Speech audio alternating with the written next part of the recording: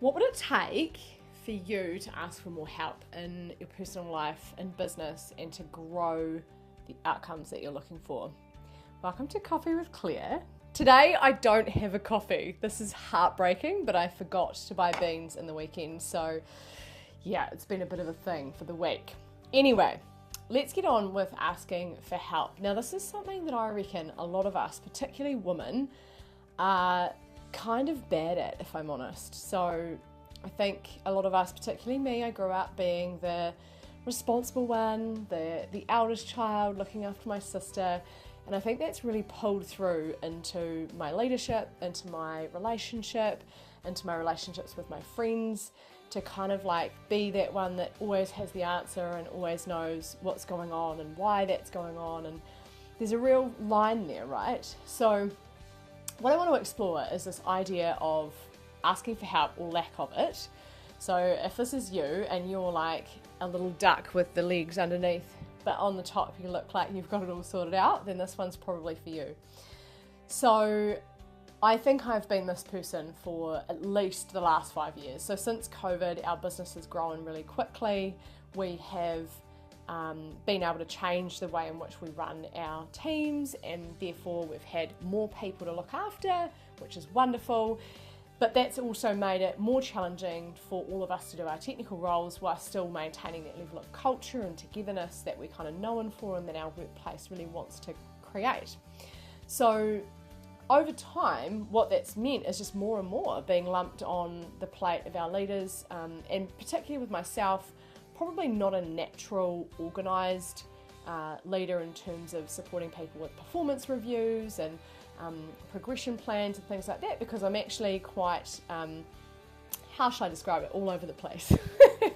So at the end of last year, we made a big decision in the mortgage business that we were going to employ a general manager. So someone who would come in, take care of that really high level operational load, and also support our people to be who they want to be. So we've done that, it's been wonderful. We've welcomed Laura into our team, and that's made a huge difference in terms of her ability to just look after the people, make sure that their capabilities there and that they've got that space to grow, and that they also feel like they're part of something, which is what we always want for them.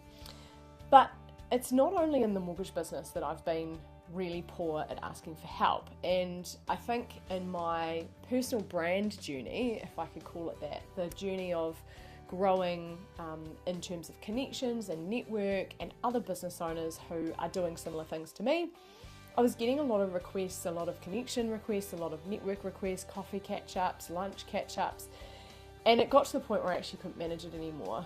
And at the end of last year, I made a decision too, which was to employ a executive assistant. So some of you will have seen that ad, which was pretty broad and wide-ranging around the skill set of the person. I have employed a wonderful person called Shay, and she is already smashing it across all of our businesses, supporting me, and I'm just really taking that load off, and she's just absolutely exceptional at it, which is fabulous. So I wanted to kind of explore some of the reasons why we don't ask for help, and I reckon the main one for me, when I think about it in my mind, it's all about, I actually should have this. I'm a leader. I own a business. I should be able to do this. And if I can't, that's somehow a reflection on me not being good enough, or not being up to the task, or my team not respecting me. And it's a really hard one to shake when I look at my other business partners and the skill sets that they bring to our business. They don't have the same skill set as me, so why should I feel like I have to have it all worked out all the time? Really big one, that actually looking at that idea of asking for help, not as a weakness, but as a sign of wanting to get better and grow as a business, as a leader, as a person contributing to a business. And I reckon that's really important.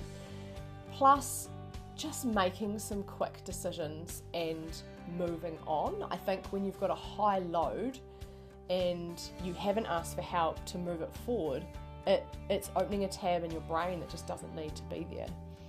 And that load just gets bigger and bigger because you're adding more stuff to it all the time. So I think really stepping into that zone of genius in terms of the value that you add whether it's to a business, to a role, to a family, to a friend group, is really important because all of us have those skill sets. We have something that makes us really special.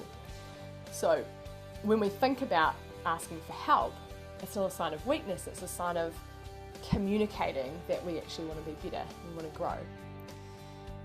So my challenge for this week for you is to consider where you could ask for help. Not in a, hey, I want to get out of this and not perform my role way, but in a, hey, you're really good at this. It's not my skill set, or it's not something I naturally love doing. Hey, can we work together to change that so that we all get a better outcome? So I think that's a really important one. I am finally feeling free of some of the things that I was just not that good at, to be frank, and feeling so much more available for creativity and growth, and really adding that value that only I can add. So for this week, enjoy your coffee. I hope you have one, and get out there and ask for some help and keep yourself moving forward with the goals that you have. Talk soon.